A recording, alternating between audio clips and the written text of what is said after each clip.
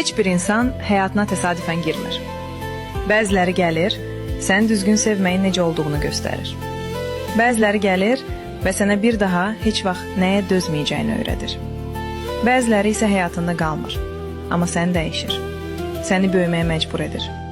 Daha aydın görməyə, daha güclü olmağa, özünü daha çox seçməyə. Və insanlar bu tərəfdən çox danışmır. Biz adətən münasibətin qalmasına baxırıq. Amma bəzən bir insanın missiyası sənin həyatında qalmaq deyil, səni oyatmaqdır. Sənə öz dəyərini xatırlatmaqdır. Sənə harda özünü itirdiyini göstərməkdir. Səni əvvəlki halına geri dönə bilməyəcəyin bir yerə gətirməkdir. Ona görə hər gedəni itki sanma. Bəziləri sənin həyatından getmədi. Sadəcə öz rolunu tamamladı. Unutma, hər münasibət qalıcı olmaq üçün gəlmir. Bəziləri səni dəyişmək üçün gəlir.